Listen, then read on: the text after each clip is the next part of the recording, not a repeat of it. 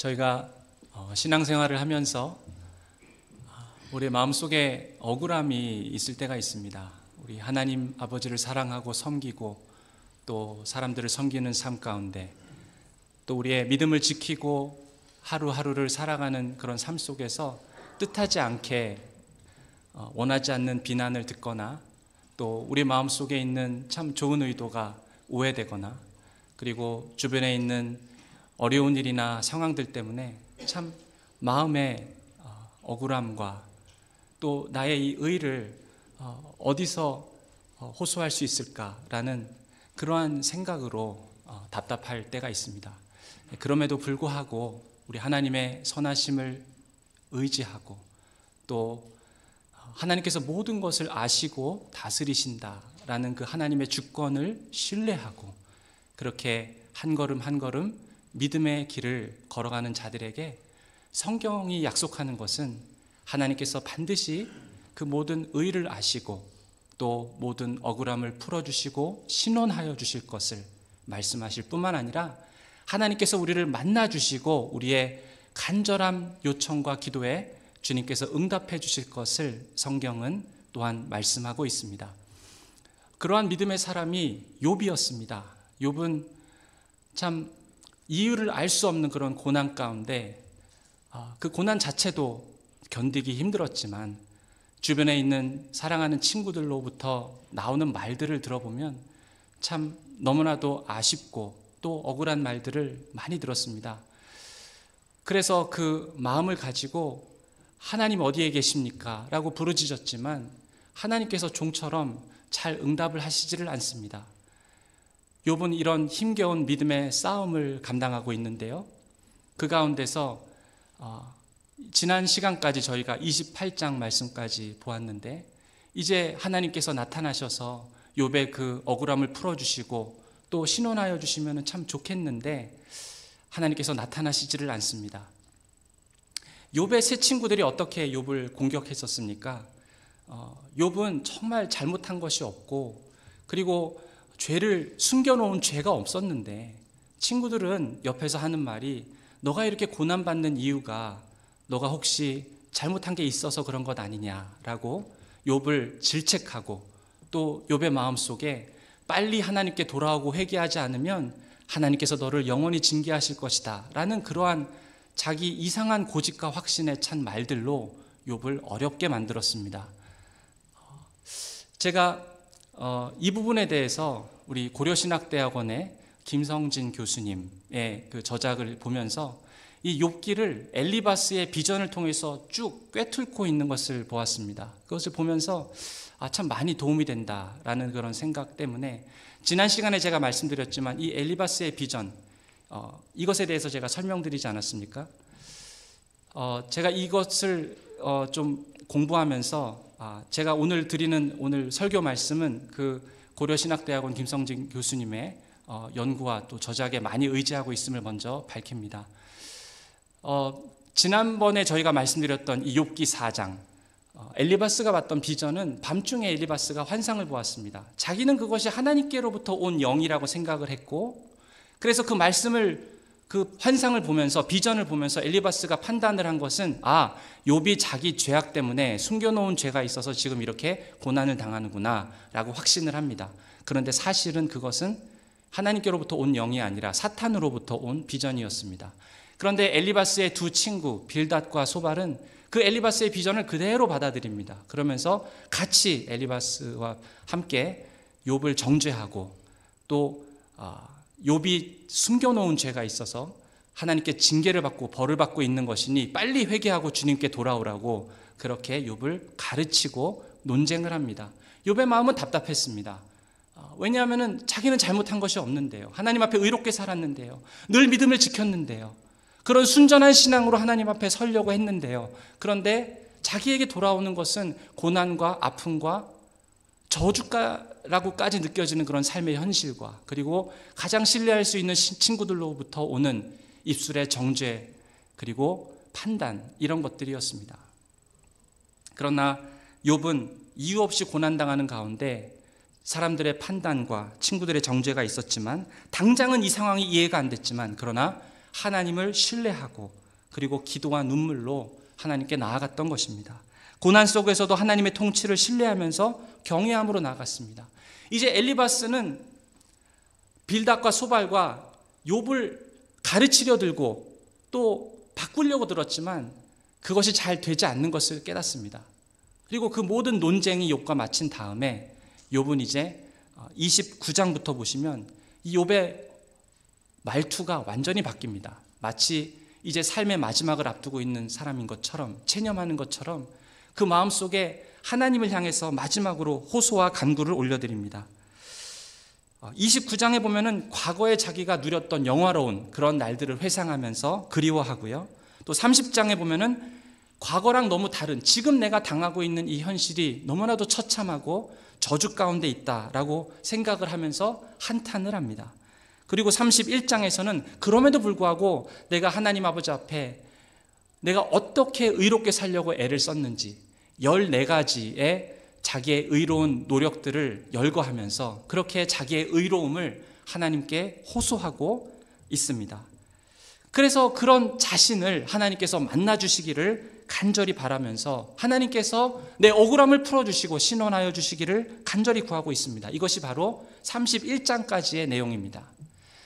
자, 이쯤 되었으면 정말 이제 하나님께서 나타나셔서 욥을 만나주시고 응답을 해주시면 좋겠는데 그러지를 않으십니다. 오히려 이 엘리후라는 젊은 사람이 갑자기 등장을 합니다. 엘리후가 나타나서 발언을 이어가는데요. 엘리후가 욥에게 찾아와서 하는 말을 들어보니까 이런 것입니다. 하나님은 의로우시고 대강 넘어가지 않으신다. 그러나 욥, 당신이 이렇게 어려움을 겪고 있는 것을 보니까 하나님께서 설마 잘못하셨겠냐? 너가 잘못한 게 있기 때문이지. 하나님께 그 원인을 돌릴 수 없다. 그러니 빨리 잘못을 인정하고 회개하고 하나님께 용서를 빌어라. 엘리후가 와서 또 이런 말을 하는 것입니다. 사실 이 엘리후가 말하는 그 취지와 말의 내용을 들어보면은 앞에서 욥의 세 친구들이 했던 말들과 별로 다르지를 않습니다. 이 엘리후가 32장 18절 말씀을 보면은 이 엘리후도 이 엘리바스가 받았던 그 비전, 엘리바스 생각엔 하나님이 자기에게 주신 비전이라고 생각을 했는데 사실은 사탄으로부터 온 잘못된 음성이었죠. 그런데 엘리후도 이 엘리바스의 비전을 그대로 받아들입니다. 그러면서 같이 다른 세 친구들과 함께 욥을 정죄하기 시작합니다. 그러면서 자기가 말하고 있는 이 말이 절대로 틀린 말이 아니라 욥, 당신이 회개하고 빨리 돌아와야 된다. 이 말은 절대로 틀린 말이 아니라고 하면서 그 근거로 내가 하나님의 영을 가지고 있다. 이렇게 주장을 합니다. 32장 18절을 보시면 내 속에는 말이 가득하니 내 영이 나를 압박함이니라. 또 33장 4절을 보시면 하나님의 영이 나를 지으셨고 전능자의 기운이 나를 살리시느니라. 그러니까 이 세 친구가 주장했던 것처럼 엘리바스가 본 그런 비전과 환상, 하나님의 영께로부터 받은 것이고 또 엘리바스와 그 다른 빌닷과 소발이 나도 하나님의 영을 받았으니 욥 정신 차려라 이런 것이고 엘리후도 내가 하나님의 영을 가지고 있으니 내가 하는 말이 참말이고 문제는 하나님께 있는 것이 아니라 욥 당신이 숨겨놓은 죄가 있기 때문에 빨리 회개하고 돌아와라 라는 식으로 욥을 정죄하고 판단합니다. 그런데 이 엘리후도 깨닫지 못하고 욥의 세 친구도 깨닫지 못했던 것은 사실은 이 영이 하나님의 영이 아니라 사탄이 배후에서 작용을 하고 있었다라는 것이죠. 사탄이 음성을 주고 사탄으로부터 온 영이라는 사실을 엘리후도 까맣게 모르고 있었던 것입니다. 사실은 욥도 모르고 있었습니다. 친구들이 와서 정죄를 하니까 그런가 싶은데 아무리 들어도 내가 잘못한 것이 없는데 이것 때문에 내가 이렇게 고난당하는 것이 아닌데 왜 자꾸 하나님은 나한테 회개하라고 하시지? 이해가 되지 않아서 괴로웠던 것입니다. 그래서 이 엘리후는 계속해서 33장 17절을 보시면 이렇게 말합니다. 이는 사람에게 그의 행실을 버리게 하려 하심이며 사람의 교만을 막으려 하심이라.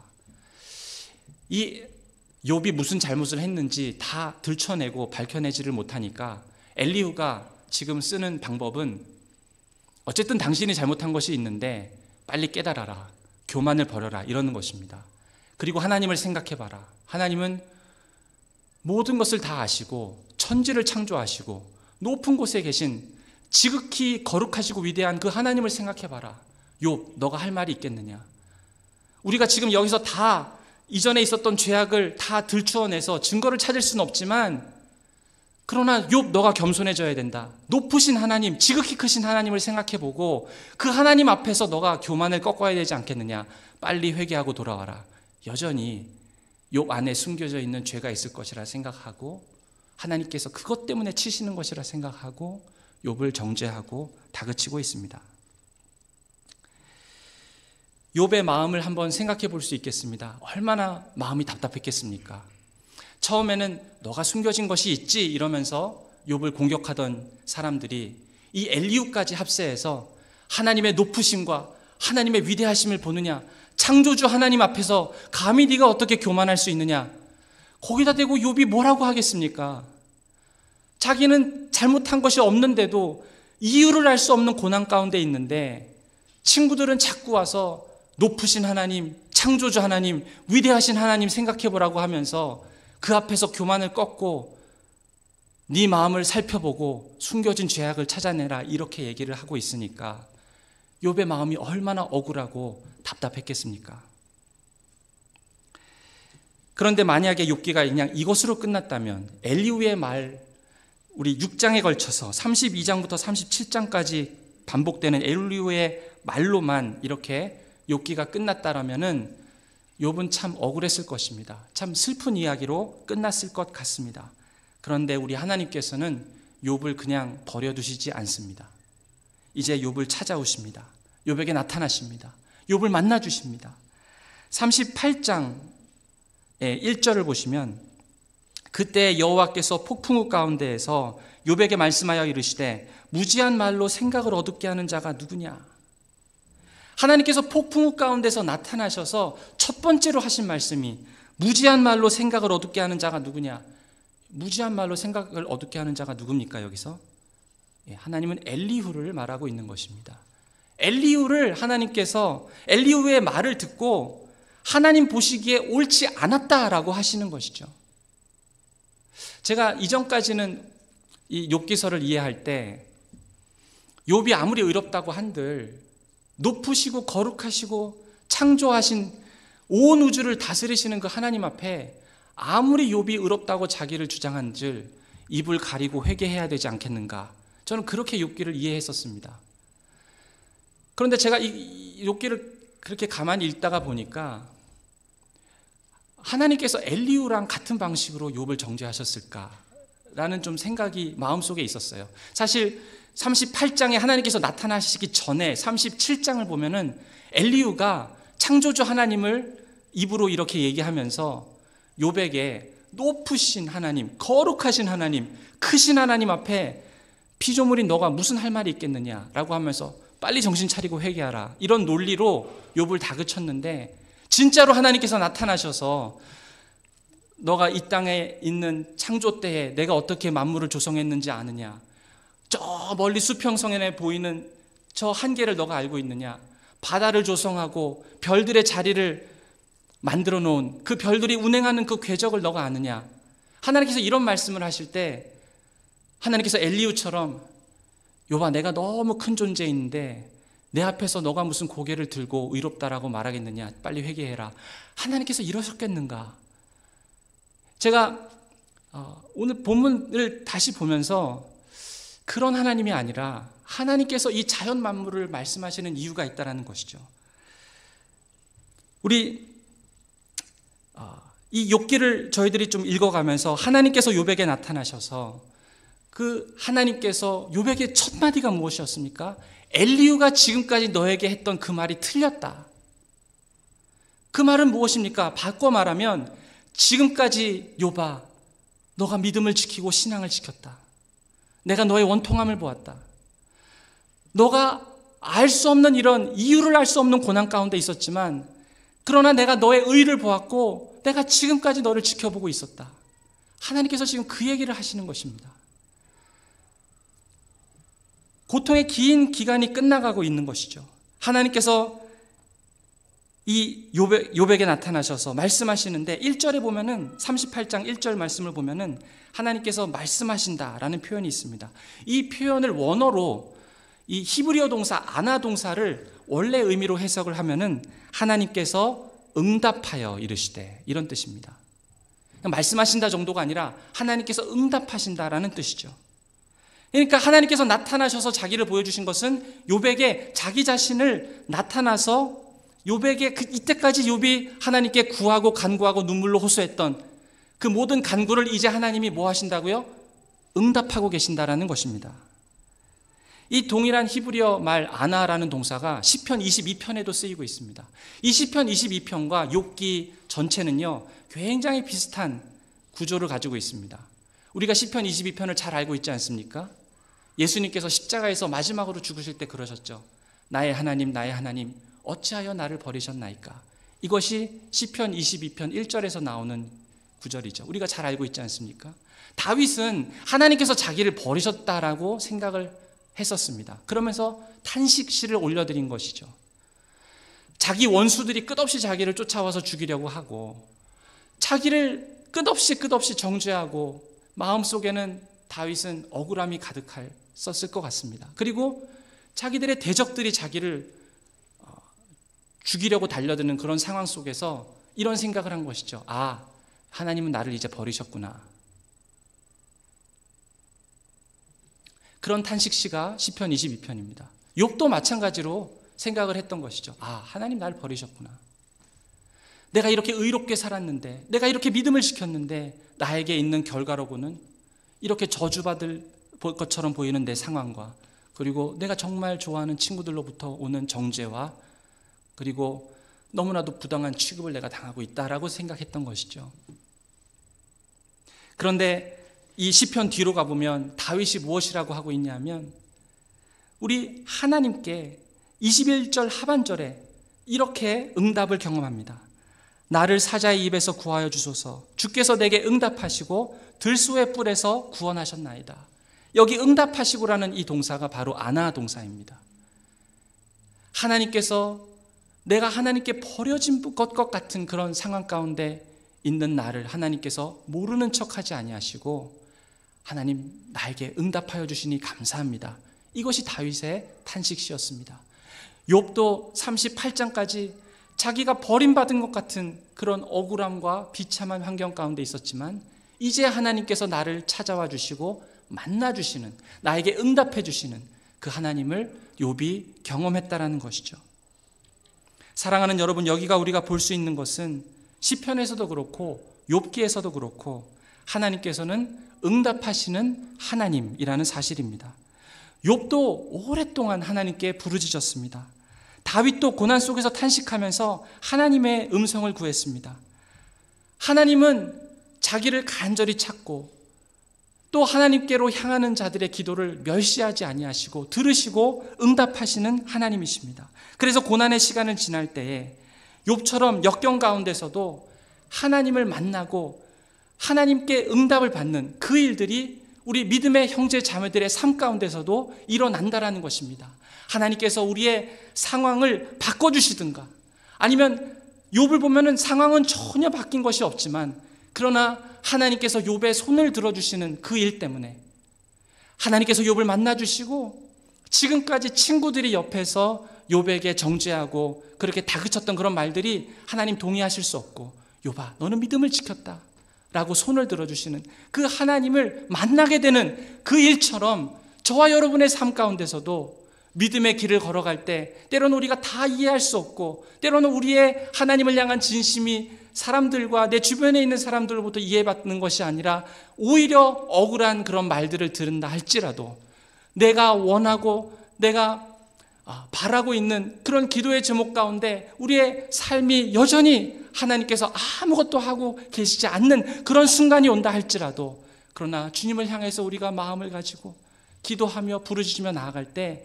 하나님께서는 반드시 저와 여러분을 만나주신다라는 것입니다. 욥을 만나셨던 하나님, 다윗을 만나셨던 하나님처럼 우리에게 찾아오시고 우리의 생 가운데 만나주시고 환경을 바꿔주시지 않는다면 그 환경을 뛰어넘을 수 있는 그러한 믿음과 위로를 충분한 위로를 우리 가운데 주시는 분이 참 좋으신 우리 하나님이시라는 것입니다. 그 하나님께서 찾아오셔서 이제 욥에게 응답을 해주시는데요. 사실 욥의 마음 가운데는 그동안에 하나님을 향해서 좀 의구심 드는 것들이 몇 가지가 있었습니다. 여러 가지 중에서 가장 큰 것은 하나님 정말 의로우신 분 맞습니까? 이것이었어요. 하나님 정말 의로우시다면 어떻게 내 삶 가운데 이런 불의가 있습니까? 자기가 불의를 경험하고 있다라고 느끼니까 이제부터 눈이 열려서 주변에 있는 것들에 어떠한 불의가 있는지 보이기 시작했던 것이죠. 그래서 크게 욥이 가지고 있던 두 가지 의구심. 첫 번째는 이 세상과 이 자연 만물이 왜 이렇게 혼돈스럽습니까? 하나님이 창조하신 이 자연 만물이 왜 이렇게 혼돈과 복잡함이 있습니까? 라는 질문이 하나였고요. 또 하나는 왜 이 세상 가운데는 의로운 자들이 이렇게 고난 가운데서 삽니까? 자기가 고난받으면서 주변에 있는 사람들을 보니까 의롭지만 고난받고 있는 사람들이 눈에 보이기 시작한 것입니다. 그런데 이 부분에 대해서 하나님께서 이제 말씀을 해주시는데요. 이 두 가지 질문에 대해서 첫 번째부터 함께 보겠습니다. 하나님은 이 창조 세계를 혼돈 가운데 내버려 두신 것이 아닙니까? 하나님의 공의로우심에 대해서 욥기 9장에서 이런 질문을 했었지요. 욥기 9장 5절부터 보시면 그가 진노하심으로 산을 무너뜨리시며 옮기실지라도 산이 깨닫지 못하며 그가 땅을 그 자리에서 움직이시니 그 기둥들이 흔들리도다. 그가 해를 명령하여 뜨지 못하게 하시며 별들을 가두시도다. 그가 홀로 하늘을 펴시며 바다 물결을 밟으시며. 그러니까 하나님께서 진노 가운데 산을 무너뜨리시고 옮기시고 땅의 기둥을 흔드시는, 왜 이렇게 이 땅 가운데는 혼란이 있습니까? 라고 욥이 보기에는 혼란이 있는 것 같습니다 라고 하나님께 의구심을 제시를 하는데, 이 질문에 대해서 욥기 38장, 39장, 40장, 41장까지 하나님께서 대답하시는 장면이 나옵니다. 하나님께서 뭐라고 하시냐면, 사실 욥아, 너가 모르는 것이 있다. 땅의 기초, 바다의 경계, 밤과 아침의 순환, 별들의 위치와 궤도, 이런 모든 것들 내가 이미 다 안정되게 고정시켜 놓은 것들이다. 창조 가운데 안정되게 고정시켜 놓은 것들이다. 거기 가운데 혼돈이 있는 것이 아니다. 이렇게 하나님 말씀하세요. 또 하나님 말씀하시는 것이, 욥아, 너가 보이지 않는 그런, 네가 가보지 못한 그런 자연에 있는 곳까지 내가 다 때를 따라 비를 내리고 그것까지 내가 다 들에 있는 풀을 먹이며 내가 다 운행하고 있다. 그리고 사람의 눈으로 볼 때는 지진이나 홍수나 가뭄이나 추운 이런 것들이 이 세상 가운데 혼돈처럼 보이지만, 하나님께서는 그 모든 것 위에 그것까지도 다 다스리며 주관하고 있다라고 하나님께서 말씀하십니다. 우리가 그렇지 않습니까? 우리 38장 26절 27절에 보면 이런 재미있는 말씀을 하나님께서 하십니다. 누가 사람 없는 땅에, 사람 없는 광야에 비를 내리며 황무하고 황폐한 토지를 흡족하게 하며 연한 풀이 돋아나게 하였느냐. 우리가 알 수 없는 저 멀리 있는 저 사막, 저 광야에서도 하나님은 저들을 위해서 다 비를 뿌리시고 때를 따라서 풀이 돋아나게 하시고 돌보고 계신다라고 말씀하시죠. 참 놀랍지 않습니까? 하나님께서 이 모든 자연 만물을 다스리는 것, 우리 지구의 이 공전, 이 궤도에서 지구가 1m만 벗어난다 하더라도 지구상에 있는 모든 사람들이 다 튕겨나갈 정도가 된다고 합니다. 하나님께서 얼마나 정확하게 모든 것을 다스리고 계시는지. 그러니까 어떻게 생각해 보면 우리가 지금 이 자리에 앉아 있는 것 자체가 하나님의 은혜이고 감사의 제목이라는 것이죠. 하나님께서 모든 것을 안정되게 유지하시고 세밀하게 다스린다. 그러니까 오늘 하루가 그냥 주어진 것이 아닙니다. 하나님께서 오늘 우리가 하루를 안정되게 살아갈 수 있도록 그냥 이 자연 만물을 원칙대로 던져 놓으니까 알아서 굴러가는 것이 아니라, 하나님께서 제1원인자가 되셔서 모든 것들을 하나하나 다 간섭하시고 세밀하게 이끌고 가신다라는 것을 하나님께서 말씀을 통해서 욥에게 가르쳐 주었던 것이죠. 또 뒤에 보면 38장 39절부터 39장 30절까지 말씀을 보면은 하나님께서 자연 세계에 있는 모든 동물들을 어떻게 다스리셨는지를 보여주십니다. 하나님께서 돌보시고 번성케 한다라는 것이죠. 또 재미있는 동물 타조를 드시면서, 이 타조는 지혜가 없어서 자기가 알을 낳고 알을 마음대로 방치하는 습성이 있습니다. 그럼에도 불구하고 하나님께서 이런 지혜 있는 없는 동물조차도 다 다스리시고 돌보게 하셨다, 번성하게 하셨다라고 고백을 하나님께서 말씀을 하십니다. 그러니까 욥이 오해했던 것처럼 모든 자연 만물이 다 혼돈 가운데 있는 것이 아니라 하나님께서 세세하게 모든 것들을 다 주관하시고 다스리고 계신다라고 하나님께서는 말씀을 통해서 욥에게 가르치십니다. 그래서 우리가 이 자연 만물을 보면서 하나님의 존재를 저희들이 느끼지 않습니까? 주님의 높고 위대하신 그 하나님을 우리가 이 자연 만물을 통해서 찬양하는 것이죠. 그런데 하나님께서는 여기서 멈추지 않습니다. 만약에 여기서 멈추셨다면 욥이 그동안 마음속에 갖고 있었던 이 악과 고통의 문제에 대해서 다 풀리지 않은 채로 끝났을 것입니다. 이 고통과 악의 문제, 도대체 원인이 무엇인지 하나님께서는 욥에게 그 원인에 대해서 말씀하십니다. 40장과 41장에 보면은 자연 너머에 있는 악의 세력인 베헤못과 리오야단에 대해서 하나님께서 말씀하십니다.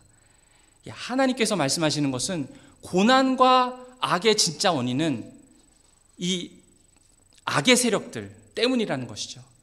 여기서 리오야단은 사탄이고요, 베헤못은 짐승들을 뜻합니다.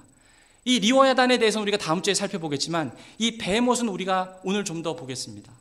이 베헤못은 번역하면은 짐승들이라는 뜻입니다. 이 베헤못은 인간이 정복하지 못하는 굉장히 강력하고 큰 존재입니다. 그래서 이 고대 근동의 문학들을 보면은 이 베헤못이 엄청나게 큰 힘을 가지고 있는 그런 짐승들이라서 이 사람으로서는 도저히 감당해낼 수 없는 그런 힘을 가지고 있는 신화적인 괴물로 그렇게 취급이 되었는데요. 그런데 이런 의미에서 보면은 이 베헤못이 하는 일은 하나님께서 창조하신 세계를 혼돈에 빠뜨리고 그리고 거기에서 하나님을 대적하는 세력들이라고 볼 수 있겠습니다. 이 구약 성경에 보면은 이 베헤못이라는 단어가 다니엘서에 나옵니다. 이 다니엘서 7장을 보면은 이 베헤못을 짐승이라고 표현하면서요, 이 보이는 이 짐승의 모습이 네 짐승, 사자, 곰, 표범, 그리고 이상하게 생긴 짐승, 이런 모습으로 이 베헤못을 표현합니다. 이 짐승들은 하나님을 대적하고 하나님의 백성들을 억압하는 그러한 이 땅에 있는 악한 나라들, 악한 권력들, 악한 그런 세상의 나라들을 뜻하는데요, 이 다니엘서 7장에서 말하는 이 짐승들은 바벨론, 페르시아, 그리스, 그리고 로마와 같은 나라들을 지칭하는 말입니다. 오늘날에도 이런 식으로 이 베헤못이 역사하고 있다는 것이죠. 교회와 성도들을 핍박하는 모든 세상의 권력들이 이 땅에 존재하지 않습니까? 그 모든 나라들을 베헤못이라고 볼 수 있는 것입니다. 우리가 구약에서도 보지만 이 베헤못이 구약 가운데 나타나서 하나님의 백성들과 하나님의 사람들을 핍박하는 내용들이 구약에도 나옵니다. 그 한 예가 이제 다니엘의 세 친구들인데요, 사드락과 메삭과 아벳느고가 금신상에게 절하라는 그러한 강요를 받습니다. 그런데 금신상에게 절할 수 없다라는 말을 하면서 그 요구사항을 거절했을 때 풀무불에 던져지는 그런 일이 있었던 것이죠. 그리고 이 다니엘 자체도 하루에 3번씩 예루살렘을 향해서 기도를 했는데 그것 때문에 다니엘은 사자 굴 속으로 던져져 버립니다. 이것들이 다 세상의 권력들과 악한 그런 세력들이 하나님의 백성들을 공격하고 핍박하고 있는 그러한 예라고 할 수 있겠죠. 요한계시록에 와도 신약에 보면은 이 베헤못이라는 단어가 나옵니다. 그 짐승들이 자세히 묘사가 되어 있는데요, 이 요한계시록 13장을 보면은 베헤못이 바다에서 올라오는 짐승으로 묘사가 되어 있습니다. 그래서 계시록 13장을 보면은 똑같이 사자, 곰, 표범 등으로 이 베헤못을 기술하고 있습니다. 1절과 2절 말씀을 잠깐 보시면은요, 계시록 13장입니다. 내가 보니 바다에서 한 짐승이 나오는데 뿔이 10이요 머리가 7이라. 그 뿔에는 10 왕관이 있고 그 머리들에는 신성 모독 하는 이름이 있더라. 내가 본 짐승은 표범과 비슷하고 그 발은 곰의 발 같고 그 입은 사자의 입 같은데 용이 자기의 능력과 보좌와 큰 권세를 그에게 주었더라. 여기서 표범과 곰과 사자, 이것은 다니엘 7장에서 우리가 봤던 표현들입니다. 그 똑같은 베헤못이라는 짐승이 바다에서 올라와서 용이 베헤못에게 권세를 주는데 이 용은 무엇입니까? 바로 사탄입니다. 리워야단, 욥기에서 나온 리워야단이죠. 이런 세력들이 무엇을 하고 있는 것입니까? 이 땅에 있는 고통과 악의 원인이 되고 그것들을 뒤에서 이렇게 제공하고 있는 세력들이라는 것이죠. 그런데 우리가 지금 읽어봤던 욥기서도 그렇고요, 또 다니엘서도 그렇고, 그리고 요한계시록, 이 세 가지 성경은 다 묵시문학에 속합니다. 우리가 지난 시간에 저희가 이 욥기를 봤을 때 욥기가 지혜의 문학이라 그러지 않았습니까? 그러면서 제가 비교했던 것이 잠언서와 전도서, 이 두 가지를 제가 설명을 드렸는데요. 그와 동시에 욥기서는 구약 성경에 처음 나타나는 묵시문학이기도 합니다. 미래에 있을 사건에 대해서 얘기하는 것이죠. 요한계시록도 그렇고, 그리고 다니엘서도 그렇고, 앞으로 일어날 그런 일들에 대해서 예언을 하고 있습니다. 그때 소개되고 있는 그 단어 두 개가 바로 이 베헤못과 리워야단이라는 것이죠. 이것들이 뒤에서 악의 세력으로 모든 고난과 악의 그런 문제의 장본인이라는 것입니다. 그래서 여기 계시록 말씀 13장을 잠깐 보시면 우리 4절에 보시면 용이 짐승에게 권세를 주므로 이랬죠. 사탄이 이 세상의 권세들에게 힘을 줍니다. 그리고 5절에 보시면 또 짐승이 과장되고 신성 모독을 말하는 입을 받고 또 42달 동안 일할 권세를 받으니라. 그러니까 이 짐승들이 사탄으로부터 권세를 받았다라는 것이죠. 또 권세를 받아 성도들과 싸워 이기게 되고 성도들을 핍박한다라는 내용이고요. 7절에 10절에 보시면 사로잡혀 갈 자는 사로잡혀 갈 것이요 칼에 죽을 자는 마땅히 칼에 죽을 것이니 성도들의 인내와 믿음이 여기 있느니라. 그러니까 이 악한 세력들이 성도들을 핍박하는데 어느 정도까지 핍박하냐면은 사로잡혀 가기도 하고 칼에 죽기도 합니다. 이것은 예수님의 이름 때문에 성도들이 핍박당하고 순교당하는 것을 뜻하는 것이죠. 그런데 그때 순교의 각오로 끝까지 인내하며 믿음을 지켜야 한다라고 말하고 있습니다. 그러니까 역사를 보면은 이 신앙인들을 향한 그런 핍박들이 계속 있어 왔습니다. 이 로마 황제가 통치할 때에 이 초대 그리스도인들은 산으로 들로 피해 다니며 자기의 생명을 부지했고요. 때로는 아레나에 던져져서 사자의 밥이 되기도 했습니다. 아니면은 밤에 길거리를 밝히는 그러한 화형대에 올려져서 불 피워서 타서 죽기도 했습니다. 우리 한국 땅에서도 일제 식민지 치하에서 신사참배를 거부하는 그런 그리스도인들이 감옥에 투옥되기도 하고 또 순교를 당하기도 했습니다. 그리고 지금도 이 땅 가운데, 이 전 세계 가운데 그리스도의 이름으로 복음을 전하는 자들과 신앙이라는 이유 때문에 그저 감옥에 투옥되거나 목숨을 잃게 되고 순교하는 그런 일들이 이 땅 가운데 있습니다. 이것이 다 무엇이냐면은 베헤못, 짐승들, 이 하나님을 대적하고 하나님의 백성들을 억압하는 이러한 세력들 때문에 일어나는 것입니다. 우리가 살고 있는 이 땅, 지금 우리가 살고 있는 이 토론토, 많은 일들이 참 성도들에게 많은 유혹들이 있습니다. 우리에게 다가오고 있는 이 짐승들이 드러내고 있는 어떤 돈의 유혹이나 그리고 명예의 유혹이나 성적인 쾌락이나 사람들의 시선을 다 스포츠 경기 이런 것들로 다 빼앗아 잡아가서 우리의 믿음의 생활 가운데 많은 걸림돌과 어려움을 주고 있는 것이 지금 우리가 살아가고 있는 이 세상입니다. 거짓 복음이 난무하고 있는 것이죠. 그러나 이 짐승의 세력들과 사탄이 배후에서 조종하고 있는 모든 것들이 결국에는 무엇이라고 합니까? 다 망할 것이다. 예수 그리스도께서 이미 그 모든 것들을 이기셨다라고 성경은 말씀하고 있습니다. 그렇기 때문에 이미 이기셨고 앞으로도 이기게 하실 그 하나님께서 계시기 때문에 그리스도께서 이미 승리하셨기 때문에 신앙인들은 인내와 믿음으로 오늘 우리가 살아가야 된 하나님께서 우리에게 허락하신 경주를 잘 감당해서 나가야 한다는 것이죠. 욥이 어떤 위로를 받았습니까?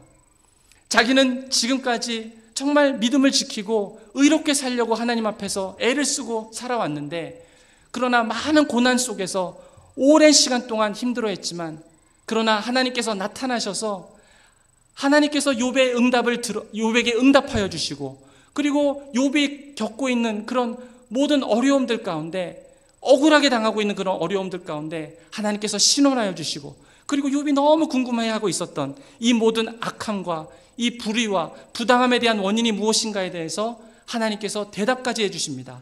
바로 그 배후에 사탄이 역사하고 있었다라는 것이죠. 욥의 마음을 한번 생각해 보십시오. 욥이 얼마나 많은 격려와 위로를 받았겠습니까? 지금까지 믿음의 싸움을 달려왔지만 하나님께서 나타나셔서 직접 욥을 신원하여 주시고 억울함을 풀어주시고 믿음의 길을 계속 갈 수 있도록 하나님께서 고난과 악의 이유까지도 설명해 주십니다. 내 모든 것을 다 하나님께서 설명해 주신 것은 아닙니다. 하나님께서 모든 것을 다 설명해 주지 않으셨어요. 고난과 악을 다스리는 하나님의 지혜는 우리가 28장에서 지난 시간에 봤듯이 하나님의 완벽한 계획 안에 감추어져 있는 부분이 있습니다. 그러나 분명한 것은 이런 핍박과 고난이 일시적이라는 것이죠. 그 가운데서 우리 성도들에게 하나님께서 요청하시는 것은 인내와 믿음으로 끝까지 하나님께서 우리에게 말씀하여 주신 그 길을 걸어가라는 것입니다. 우리가 포기할 수 없는 것 있지 않습니까? 우리가 주님 앞에 서는 그날까지 포기할 수 없는 것들이 있습니다. 우리의 믿음을 우리가 어떻게 포기할 수 있겠습니까? 우리 애가 어떠한 삶 가운데 고난이 오고 얼마나 많은 유혹들이 온다 할지라도 우리가 주님 앞에 서는 날까지 하나님께 같이 모여서 예배드리고 하나님의 임재를 경험하고 우리가 하나님께 올려드리는 이 믿음을 절대로 포기할 수 없는 것이죠. 그리고 우리가 또 포기할 수 없는 것이 있습니다. 우리 자녀들에게 우리의 신앙을 전수하는 것이죠. 우리가 주님 앞에 서는 날까지 그냥 아이들이 대학교 가면은 부모님이 자녀들을 가르치는 그런 양육이 끝나는 것이 아니라 우리 자녀들이 결혼하고 나이가 들고 아이들을 낳아도 우리가 죽는 날까지 우리 자녀들을 양육해야 되는 그것을 우리가 포기할 수 없습니다. 우리 자녀들에게 모범이 되어주고 우리가 자녀들과 대화하고 저들과 기도하고 정말 우리가 하나님 앞에 서는 날까지 그런 믿음의 모습으로 우리가 설 때에 자녀들이 우리의 부모들의 모습을 보고 배우는 것이죠. 그 신앙의 전수를 우리 젊은 세대들과 우리 아이들에게 부모의 이 신앙을 전수하는 것을 우리가 절대로 포기할 수 없습니다. 그리고 우리가 이 믿음의 길을 걸어가면서 사람들을 사랑하고 섬기는 것 우리가 포기할 수 없는 것입니다. 전에 제가 나룻배 신앙에 대해서 말씀드렸죠. 우리 한국전쟁 끝나고 나룻배들이 강가에 있습니다. 사람들을 태워서 저쪽 반대편까지 사람들을 데려다 주고 그리고 빈 배로 돌아오는 것이죠. 예수님께서 저기 강 건너편에 계실 때 우리가 다 그런 일을 하는 것이죠. 우리가 사람들을 배에 태우고 우리는 사공이 되어서 건너편에 있는 예수님까지 인도해드리고 그리고 우리는 다시 빈배로 돌아오는 것입니다. 그것이 그리스도인의 삶입니다. 우리가 사람들을 사랑하고 섬기는 이 일을 어떠한 참 섭섭함이나 억울함이나 그리고 고난이 있다 할지라도 그러나 우리가 끝까지 묵묵하게 이러한 일을 감당해 나가야 하는 것입니다. 하나님께서 욥기와 다니엘서와 요한계시록을 통해서 우리에게 주시는 말씀은 낙심하지 말아라. 짐승과 사탄의 공격은 일시적이다. 우리에게 곧 하나님의 나라가 도래할 것이고 하나님께서 우리에게 만나주시고 우리 응답해 주시고 우리의 손을 들어주시는 그날이 속히 올 것이다 라고 말씀하고 있습니다. 이 과정에서 하나님은 우리를 보호하여 주실 것입니다. 우리 교회를 지켜주실 것입니다. 이 땅 가운데 이 교회를 빛으로 삼아주실 것입니다. 우리의 마음속에 지침이 있고 낙심이 있고 선한 일을 하려고 하다가 넘어지고 싶고 외롭게 느껴진다 할지라도 그러나 하나님께서는 우리를 지키시고 우리를 보호하시고 모든 사탄의 세력에서 모든 억울함과 모든 잘못된 비난들에 대해서 하나님께서 그것을 아시고 우리를 끝까지 인도해 가실 것을 믿으시고 그 하나님께서 반드시 그 일을 행할 것을 그런 귀한 일들이 저와 여러분에게 있으시기를 우리 주님의 이름으로 축원드립니다. 우리 같이 기도하시겠습니다. 사랑의 하나님 아버지 감사합니다. 주님께서 우리를 믿음의 자리로 불러주셔서 감사합니다. 그럼에도 우리를 그냥 버려두지 아니하시고 고난과 아픔과 핍박과 어려움이 있지만 이유를 알 수 없는 그런 삶 속에 참 고통이 있지만 그럼에도 불구하고 우리를 끝까지 지켜주실 줄로 믿습니다. 우리를 만나주실 줄로 믿습니다. 우리가 부르짖을 때에 응답하여 주실 줄로 믿습니다. 하나님께서 우리의 의로움을 보시고 우리 마음 가운데 있는 그런 억울함을 보시고 하나님께서 반드시 신원하여 주실 줄로 믿습니다. 욥을 만나셨던 하나님, 다윗을 만나셨던 하나님, 그리고 이 땅 가운데 주의 말씀을 위해서, 복음을 위해서, 그리스도의 이름을 위해서 이 역사 속에서 수많은 그리스도의 사람들이 그런 어려움 가운데 살았지만 저들이 다 한 가지로 고백했던 것처럼 하나님은 살아계시고 지금도 우리를 지키시며 우리를 신원하여 주시며 끝까지 이 믿음을 갈 수 있도록 우리를 보호하시며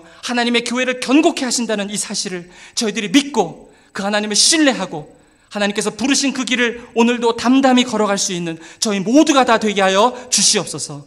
감사드리며 예수님의 이름으로 기도드립니다. 아멘. 우리 다 같이 자리에서